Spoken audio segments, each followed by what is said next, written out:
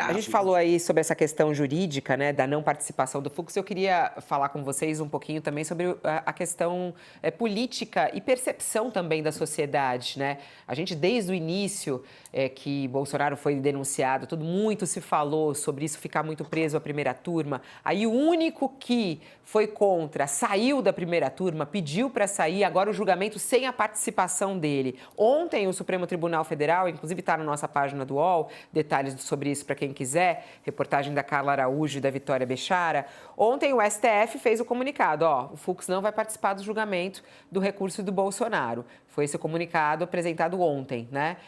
Informou que não vai realmente participar e ficará sem o Fux, porque ele mudou de turma. Ele pediu a transferência, ele disse depois que ele poderia participar, mas aí na prática não veio. Ô Josias, isso tem algum prejuízo no entendimento da sociedade, na validação do resultado desse julgamento? Acho que não mais, né, Fabiola? A meu juízo, do ponto de vista historiográfico, seria bom que o Luiz Fux lá estivesse, porque mostraria que não foi um jogo de cartas marcadas, que havia no plenário um ministro que divergia da maioria, expôs o seu voto claramente, como foi, aliás, no julgamento, né, do mérito do processo. Né? Mas o Fux, embora no último dia do julgamento, ele quando disse que decidiu mudar da primeira para a segunda turma do Supremo, ele se colocou à disposição, disse que havia processos já agendados e que, se os demais ministros achassem razoável, útil, que posição. Mas depois nem ele mesmo insistiu nessa coisa. Pelo que soube ontem, ele informou lá os colegas que não fazia questão, que não estaria presente. Então, nem ele mesmo quebrou lanças pela participação no julgamento dos recursos. Né? Então, o assunto morreu. Agora, teríamos um julgamento com um placar de 4-1, teremos uma goleada de 4-0. Isso mudou. Agora, a percepção da sociedade em relação ao julgamento, o que havia para ser percebido já foi. Essa discussão toda de que não deveria ser julgado no Supremo, mas na primeira instância do Judiciário, se ficasse no Supremo não deveria estar na turma, mas no plenário.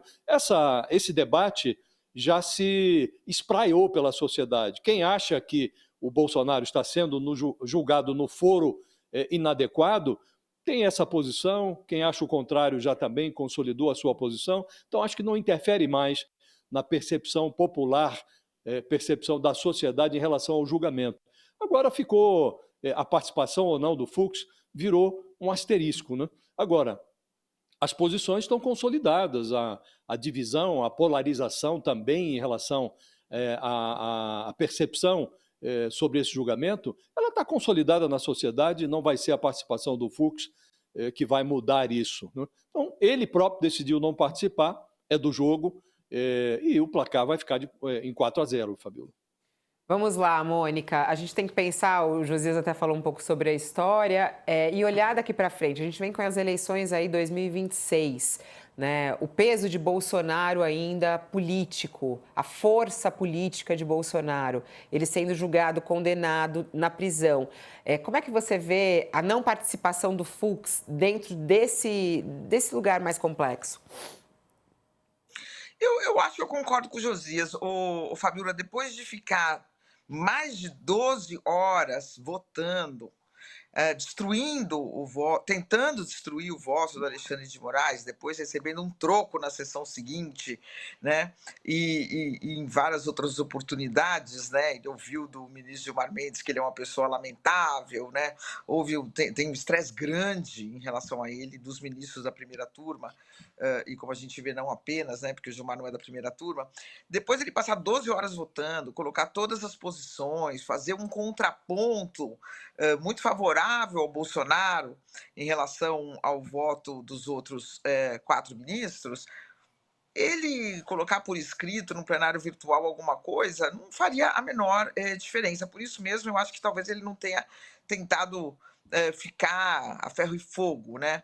Ele mesmo decidiu sair logo, ir para a segunda turma. Lá ele vai ter um colegiado, seguramente vai ter maiores afinidades com Cássio Nunes, que foi indicado pelo Bolsonaro, com André Mendonça, que foi indicado pelo Bolsonaro. Na segunda turma ele pode tentar formar uma maioria em alguns pontos, a favor do Bolsonaro em algum outro processo, algum outro recurso sobre alguma outra coisa, que o Bolsonaro entre lá na outra turma, enfim, ou que vá parar na outra turma. Então, eu acho que não faz a menor diferença, a não ser que, em vez de 4-1, como disse Josias, vai ser 4-0. Ele já votou, ele já ficou 12 horas falando, ao vivo, né?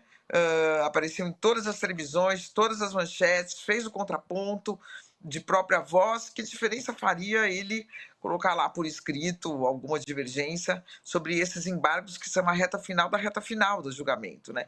Então eu acho que não faz diferença alguma no caso específico aqui, né?